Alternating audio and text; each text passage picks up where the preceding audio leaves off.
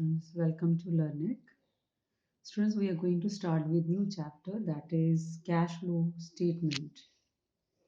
So we will start with the meaning of cash flow statement first. This is the first lecture with theory. Cash flow statement, it is a statement first of all. Account नहीं है, statement है. So it is vertical in shape. According to Accounting Standard 3 revised. Right? So it is a statement which shows the inflows and outflows of cash and cash equivalents. कहते वो statement जो हमें cash और cash equivalents का receipts और payment बताती है, inflows outflows बताती है, that statement is called as cash flow statement. बहुत सिंपल है ना. तो हमने बात की कैश की, कैश इक्विवेलेंट्स की, फ्लो की. तो हम एक एक करके सारी टर्म्स को क्लियर करेंगे कि इनका मतलब क्या होता है. तो पहले क्या बेटे, कैश फ्लो. इंक्रीज और decrease, that is inflow outflow, increase और decrease in cash and cash equivalent is called cash flow. ठीक है. कहते फ्लो क्या है यहाँ पे, कैश फ्लो क्या है, जब कैश और कैश इक्विवेलेंट्स में इंक्रीज या डिक्रीज आता है, that is called as cash flow. Means movement होती है. ठीक है. मूवमेंट किस चीज की बेटे, कैश एंड कैश इक्विवेलेंट्स की. कभी कम हो रहा है, कभी ज्यादा हो रहा है.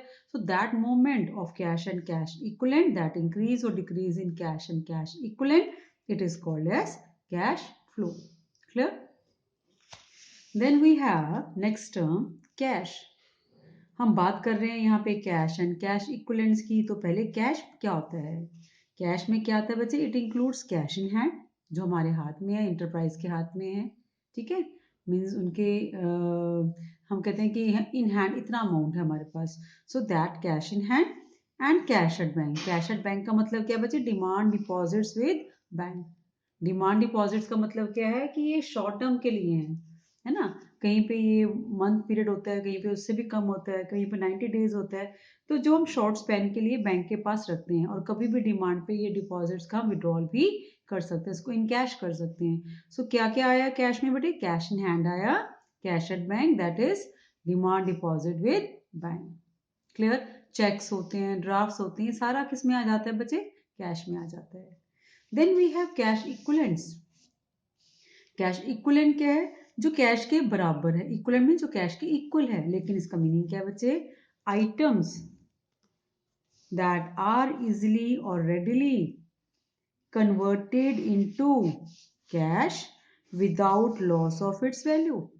कहते वो सभी आइटम्स जो बिना इसकी वैल्यू के लॉस के इजिली कन्वर्ट हो जाए कैश में, शॉर्ट टाइम पीरियड में. कहते हैं चुटकी बजा के कैश में कन्वर्ट हो जाना, है ना. चुटकी का मतलब ये नहीं कि चुटकी बजाई वाकई कैश में कन्वर्ट हो गया, लेकिन बहुत शॉर्ट टाइम में जो हमारे कैश में कन्वर्ट हो जाता है, उसको हम इक्वली कैश के ही बराबर मानते हैं. तो that is called as cash equivalents. जैसे कि एग्जांपल ले लेते हैं हम, treasury bills.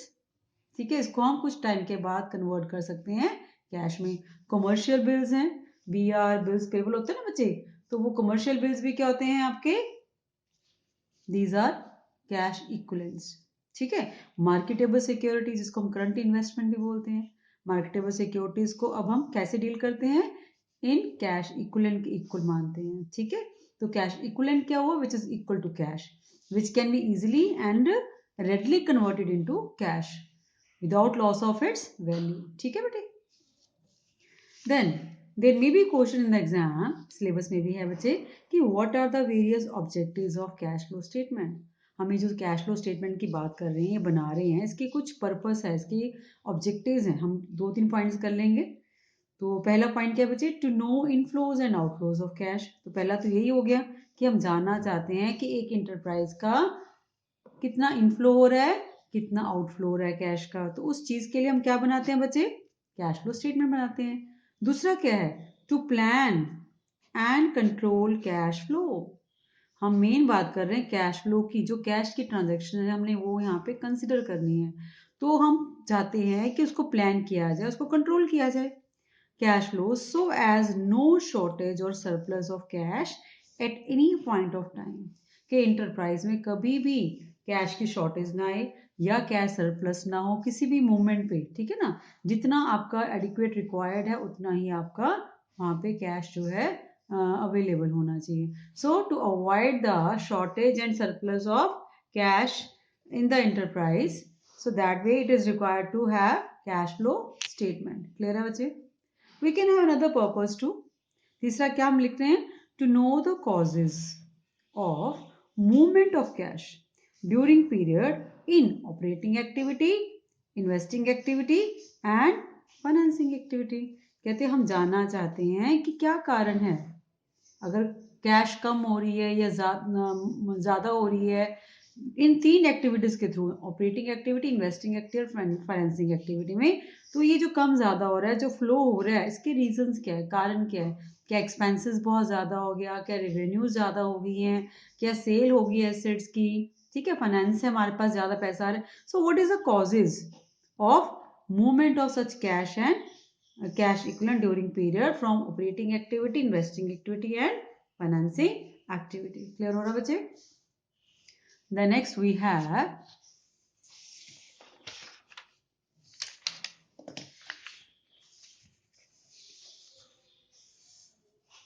it is classification of cash flow. कितनी एक्टिविटीज है, हम कैश फ्लो स्टेटमेंट बनाते हैं तो how many activities we have in cash flow statement. Mainly बेटे आपको पता ही है कि there are 3 activities in cash flow statement, right. तो 3 एक्टिविटीज में इनकी सीक्वेंस भी होती है. पहली एक्टिविटी हमेशा ही क्या है? Operating activity. जो बिजनेस के ऑपरेशन से हो उसको क्या बोलते हैं? ऑपरेटिंग एक्टिविटी, है ना. जो बिजनेस ट्रांजैक्शन से हो वो ऑपरेटिंग एक्टिविटी है. जो प्रॉफिट कमाने वाली ट्रांजैक्शन से होती है वो ऑपरेटिंग एक्टिविटी है ना. तो day to day principal revenue producing activity जो होती है that is called as operating activity. तो इसका मतलब क्या है?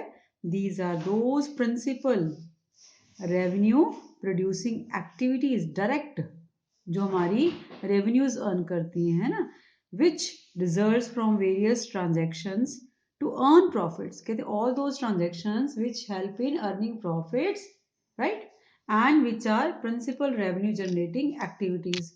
All those activities are part of operating activity. मान लो हम बात करें कि कोई ट्रेडिंग कंपनी है, ट्रेडिंग कंपनी में सेल परचेज ये नॉर्मल एक्टिविटीज हैं, है ना. एक्सपेंसेस इनकर करना, इनकम्स रिसीव करना, तो बिजनेस ट्रांजैक्शन से, तो वो क्या है? हमारी ऑपरेटिंग एक्टिविटी आती है. तो सम ऑफ द एग्जांपल्स हमने लिखे हुए हैं बच्चे. जैसे इनफ्लोज कहाँ से होगा? कैश सेल्स, ठीक है. ट्रेडिंग बिजनेस की बात कर रहे हैं, गुड्स को बेचोगे सर्विसेज को, तो then it will be cash sales. Main तो कैश की बात हो रही, नॉन कैश आइटम को नहीं लेना आपने.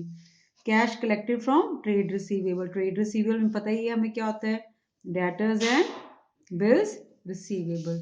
दोनों को मिलाएं तो क्या बन जाता है बच्चे? Trade receivable. Royalties, fees, commission receive.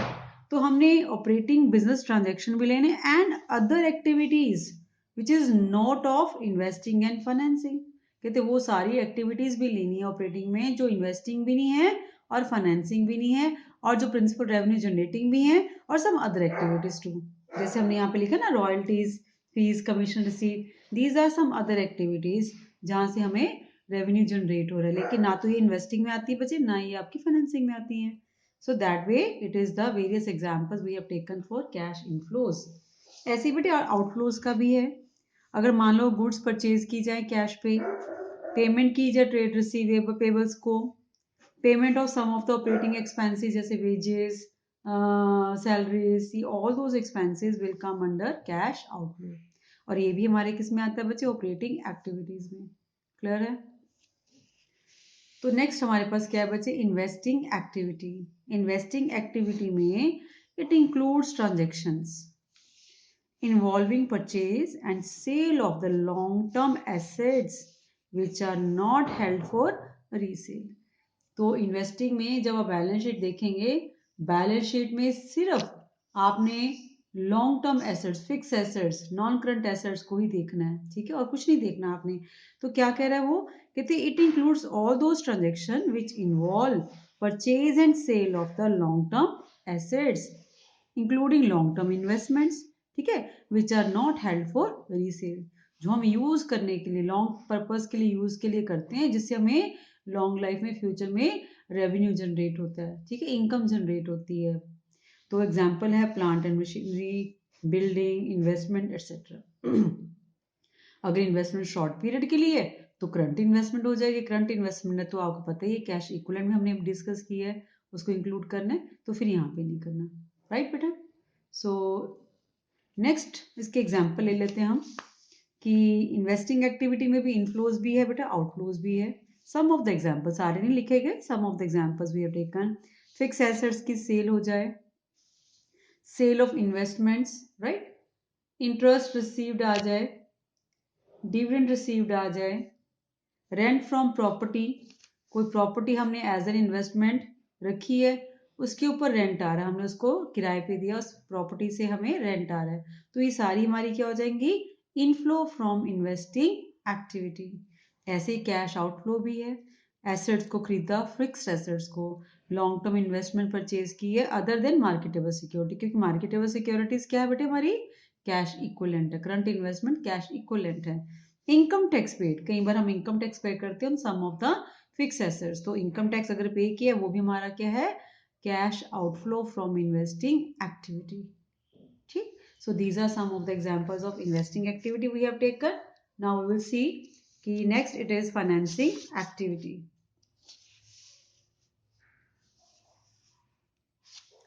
तो फाइनेंसिंग एक्टिविटी में बेटा क्या क्या आएगा,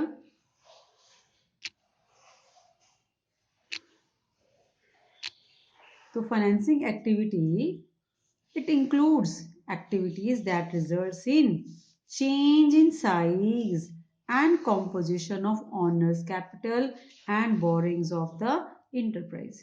कहती है वो सारी एक्टिविटीज आती हैं जिससे ऑनर्स कैपिटल और बोरोड कैपिटल का साइज चेंज हो जाता है, उनकी कॉम्पोजिशन बदल जाती है, ठीक है। अब जैसे ऑनर्स कैपिटल क्या है बेटे, प्रेफरेंस कैपिटल, इक्विटी कैपिटल है ना, और बोरिंग्स क्या है, जैसे debentures, public deposit, long term loans, ये सारे। तो अगर इनके ऑनर्स कैपिटल में और बोरिंग्स में साइज एंड कॉम्पोजिशन में there is change, it results in their size and composition change, that it will be called as financing activity. Those activities will be called as financing activity. So we have taken some of the examples of inflows and outflows of this. तो inflows क्या है financing activity में बच्चे, issue of shares. अगर हम equity preference कोई भी share issue करेंगे for cash, remember for cash, ठीक है, तो वहां पे हमारा क्या आएगा, इनफ्लो ऑफ कैश होगा फ्रॉम फाइनेंसिंग एक्टिविटी। अगर हमारे इशू ऑफ डिवेंचर्स हैं, बोरिंग्स का इशू है for cash, again it will be including in the financing activity. Cash proceeds from long term borrowings, public deposit, अगर हमने लॉन्ग टर्म कोई loan लिया है, कोई पब्लिक से डिपॉजिट्स लिए हैं लॉन्ग टर्म के लिए, तो वो भी हमारा पैसा कैसा होएगा बच्चे, it will B inflow from financing activity. Increase in bank overdraft and cash credit, बेटे 2 साल पहले ये जो चीजें थी हमारी इसमें नहीं आती थी, ये कैश इक्विवेलेंट्स में चली जाती थी, but now it is included in financing activity. तो इसमें अगर इंक्रीज हो, just see, increase in bank overdraft and cash credit, it will be cash inflow. और अगर यही आपका आउटफ्लो हो, डिक्रीज हो जाए, यहाँ पे मैंने लिखा हुआ है decrease in bank overdraft and cash credit, तो आपने इसको आउटफ्लो में दिखाना है। और आउटफ्लोज क्या है बच्चे, buy back of equity shares, हमने किया है ये बाय बैक का कंसेप्ट, कि अगर इक्विटी शेयर्स को कंपनी खुद खरीद लेती है, परचेज कर लेती है, बाय बैक कर लेती है, तो वो भी क्या है, आउटफ्लो है फाइनेंसिंग एक्टिविटी से। Redemption of preference shares, redemption of debentures, repayment of loan amount, है ना, decrease in bank overdraft, cash credit, just now we have discuss. कोई भी इंटरेस्ट पे किया है, कोई भी डिविडेंड पे किया शेयर्स के ऊपर, शेयर इशू एक्सपेंसेस इंकर हुए हैं वो पे किया हमने, income tax related to financing activity अगर वो पे किया है तो वो भी हमारा क्या है, फाइनेंसिंग आउटफ्लो है, ठीक है। So this way you have to kept in mind कि these are the various 3 activities we have discussed. Now some of the very key important points बच्चे which you have to remember. पहला क्या है कि total cash flow statement it includes 3 activities and in sequence, पहली activity operating activity, दूसरी investing, और तीसरी क्या होती है, फाइनेंसिंग। एक नंबर में ये क्वेश्चन आ जाता है कई बार, ठीक है, तो हैम्फर्जेडली नहीं लिखना आपने, सीक्वेंस में लिखना है इसको। ठीक है, OIF, इससे याद रख लेना आपको।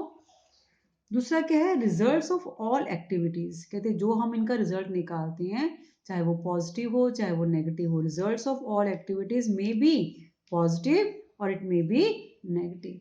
अगर पॉजिटिव आया तो हम लिखते हैं कैश फ्लो फ्रॉम, है ना, और अगर नेगेटिव आया तो हम लिखते हैं cash used in particular name of the activity. तो फ्लो फ्रॉम और यूज्ड इन, तो दोनों हो सकते हैं, पॉजिटिव भी हो सकता है बेटे, नेगेटिव भी हो सकता है। तीसरा पॉइंट याद रखना आपने। तो टोटल हम जो समरी करते हैं कैश फ्लो स्टेटमेंट की, एंड में हम क्या करते हैं, we use to write opening balance of cash and cash equivalent. ठीक है, हमने तीनों एक्टिविटीज को सॉल्व करके उसका सम निकालें, टोटल निकालेना है, फिर उसमें opening cash and cash equivalent को ऐड कर देना है। दोनों को ऐड करके हमारा किसके बराबर होना चाहिए, closing cash and cash equivalent के। ठीक है, तो ये सम ऑफ 3 एक्टिविटीज आपने सॉल्व करके निकालना है बच्चे, right. Opening cash and cash equivalent balance sheet में गिवन होगा, वहां से उठा लेना है। ठीक, दोनों को ये ऐड करके किसके इक्वल होना चाहिए, closing balance of cash and cash equivalent. तो ये अपने आप में वेरीफाई हो जाता है कि आपने कैश फ्लो स्टेटमेंट का क्वेश्चन सही अटेम्प्ट किया है। ओके, अगर ये मैच कर जाता है। फिर inflows outflows between cash and cash equivalent results in no flow of cash. कहते हैं अगर कोई भी ट्रांजेक्शन कैश और कैश इक्विवेलेंट के बीच में होती है ना, अगर मान लीजिए cash in hand, cash at bank, और उधर से आके कोई कैश इक्विवेलेंट की ट्रांजेक्शन और कैश की ट्रांजेक्शन आपस में होती है, in that case there will be no flow of cash. ठीक है, एग्जांपल ले सकते हैं हम, cash deposit into bank, cash withdrawn from bank. अगर हमने बैंक में डिपॉजिट किया तो एक तरफ से बैंक बैलेंस बढ़ गया, दूसरी तरफ से कैश बैलेंस जो है कम हो गया, तो ये कैश मैनेजमेंट है। It is not included in operating activity, investing activity and financing activity. तो ये किस में आ जाता है बच्चे, कैश मैनेजमेंट हो जाती है कि जब transaction took place between cash and cash equivalent, there is no flow of cash. ठीक है, तो आज के लिए बेटे सफिशिएंट है। We will have next little bit more about the cash flow statement. तो अभी आप इतने पे प्रैक्टिस करिए, थ्योरी इसकी डिस्कस करिए, थ्योरी पे ग्रिप बनाना भी जरूरी है। तो अगर आपको कुछ भी समझ में नहीं आया बेटा, you may just comment in the comment box, तो हम उसको नेक्स्ट वीडियो में इम्प्रूव करेंगे। Thank you, have a nice day.